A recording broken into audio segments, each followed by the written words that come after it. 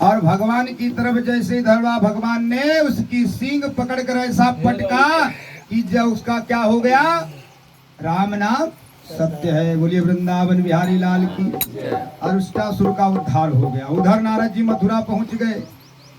नारद जी पहुंचे, श्रीमन नारायण नारायण नारायण, नारायण का नाम लिया और नारद जी पहुंच गए। जो है कंस ने बड़ा स्वागत किया नारद जी का। आइए आइए महाराज, थोड़ा उपचार से स्वागत किया और नारद जी को बैठाया और मुंह लटकाए बैठा हुआ है कंस। भगवान ने क्या बोला कि नारद जी ने कहा कि क्यों मुंह लटकाए बैठे हो भाई, क्या बात है। कंस ने कहा क्या बताऊं महाराज, कृष्ण और बलराम को मारने के लिए बड़े बड़े राक्षसों को भेजा, आज तक कोई लौट कर नहीं आया, सबको मार डाला। नारद जी ने कहा ये दोनों जानते हो कौन है? ये दोनों जो है नंद नंदन नहीं है, ये देवकी वसुदेव नंदन है। अरे महाराज क्या बात कर रहे हो, उसके तो सारे बच्चों को हमने मार डाला।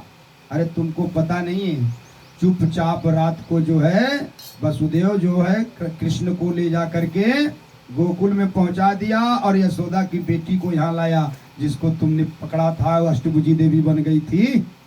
तो बोले अच्छा, मेरे साथ इतना बड़ा विश्वासघात, तलवार निकाल ली, आज वसुदेव देवकी की खैर नहीं है। नारद जी सोचे कि ये तो गड़बड़ कर रहा है। बोले देखो ऐसा है, अगर वसुदेव और देवकी को मार दिया तो कन्हैया हाथ नहीं आएगा। क्यों?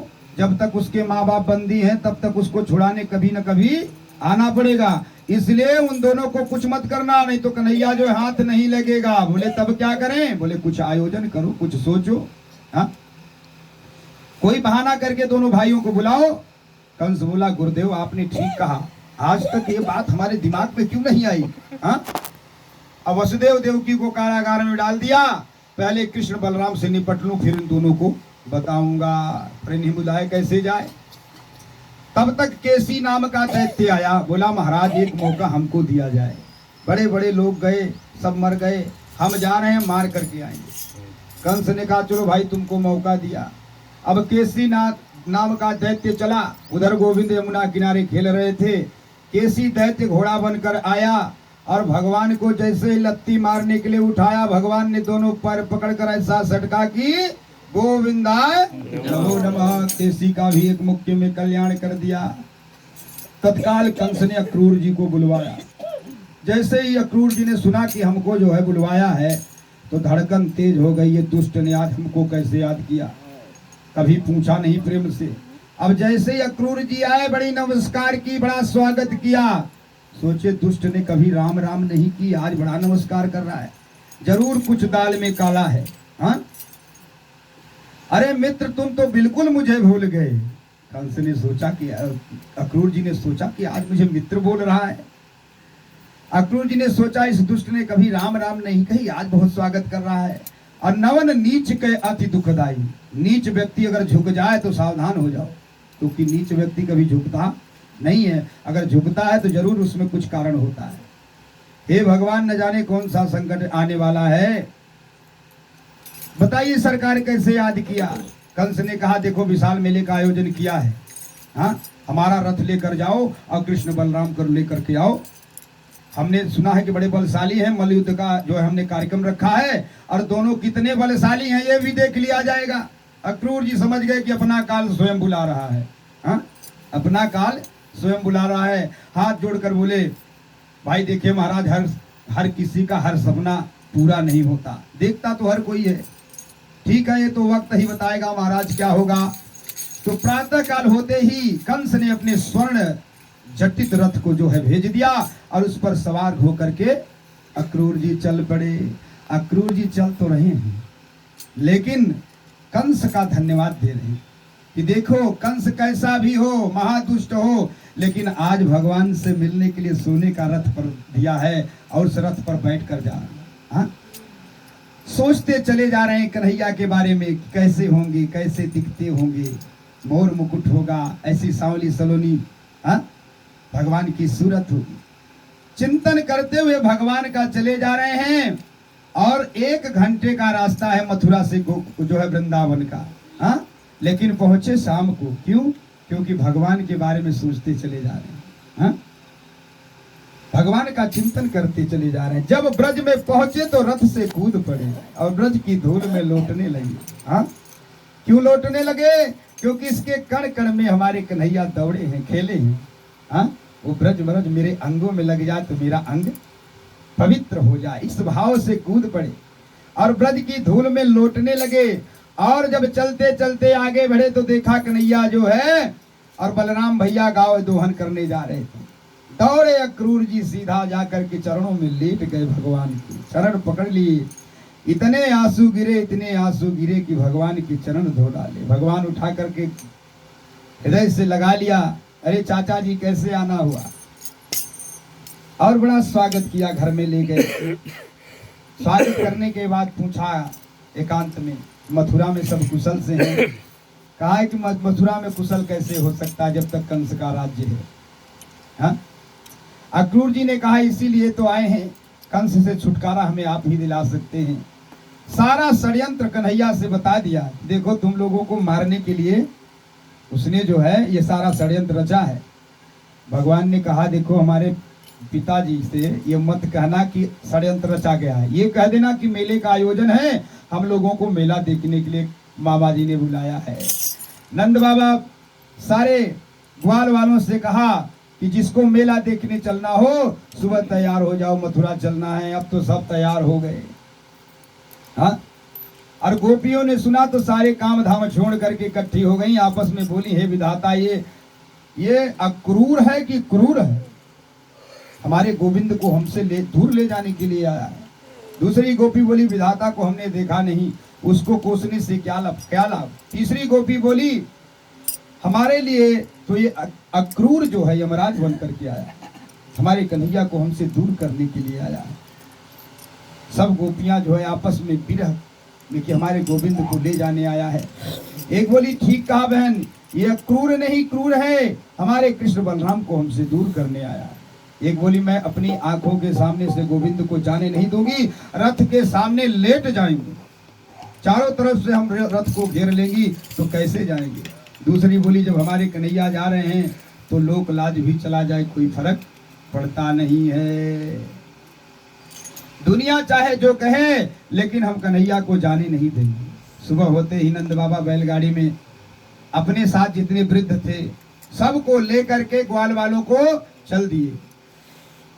आज जैसे ही कृष्ण बलराम जी अक्रूर जी के साथ रथ पर बैठे हुए से गोपियों ने चारों तरफ से रथ को घेर लिया। अब जो है गोपियों को देखा तो अक्रूर जी घबरा गए, ये तो चारों तरफ से रथ को घेर लिया, अब हम जाएंगे कैसे। भगवान ने गोपियों को समझाया, देखो ये संयोग वियोग मिलना बिछड़ना लगा रहता है। हाँ?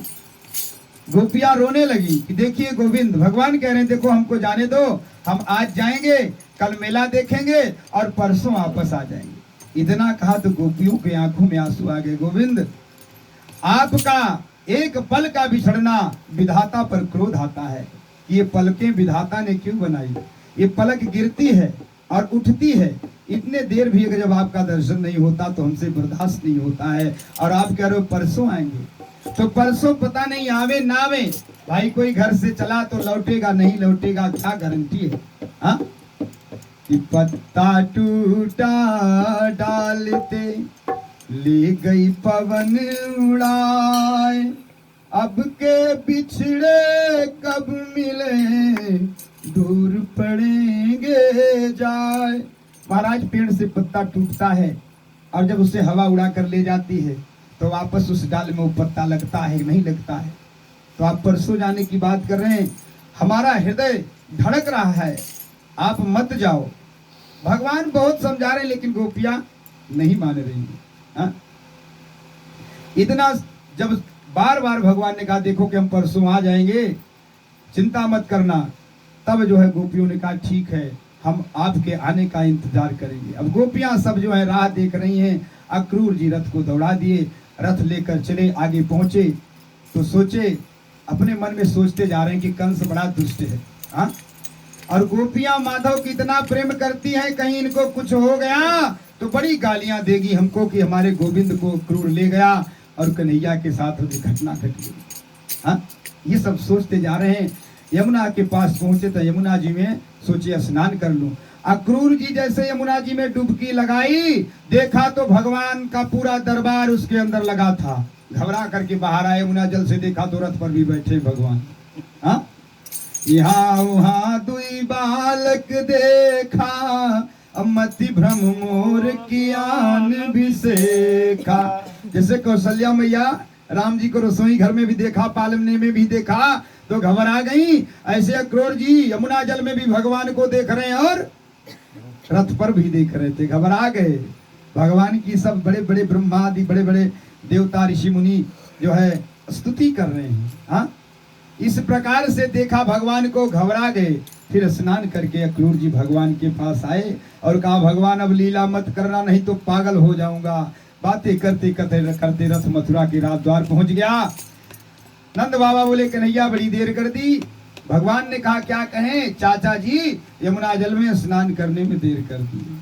हाँ, अब जो है नंद बाबा ने कहा ठीक है, अब कल मेला देखने चलेंगे, चलो विश्राम करो। कन्हैया बोले बाबा अभी तो दिन डूबने में बहुत समय है, अगर आपकी आज्ञा हो तो थोड़ा घूम करके आए। ना ना ना, तुम बिल्कुल घूमने न जाना, ये तेरा वृंदावन नहीं है, कोई हरकत कर देगा तो यहाँ का राजा कंस है और बड़ा दुष्ट है। बलराम भैया बोले आप चिंता मत करिए, मैं लेकर के जाऊंगा, लड़ाई झगड़ा नहीं करेगा, इसको घुमा करके ले आएंगे। नंद बाबा बोले ठीक है, जाओ जल्दी लौट आना। ग्वाल वालों के साथ दोनों भैया जैसे ही मथुरा में प्रवेश किया, चारों तरफ हल्ला मच गया, पूतना को मारने वाला आ गया, पूतना को मारने वाला आ गया। हाँ? चारों तरफ गोवर्धन उठाने वाला आ गया। सारे मथुरावासी देखने के लिए दौड़ पड़े। हाँ, देखिए भगवान को देखने के लिए कैसे दौड़ पड़े।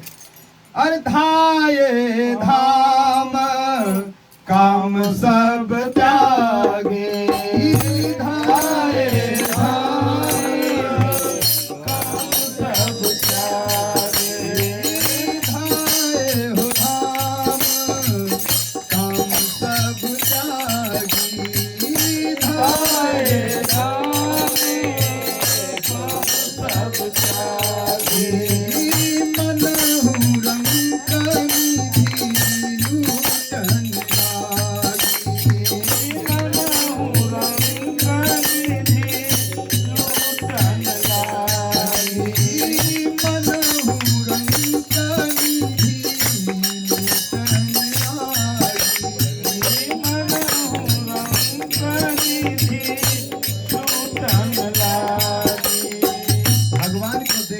सारे नगर के लोग भागे चले आ रहे हैं। हाँ, अब भगवान का दर्शन भी तभी होता है। क्या?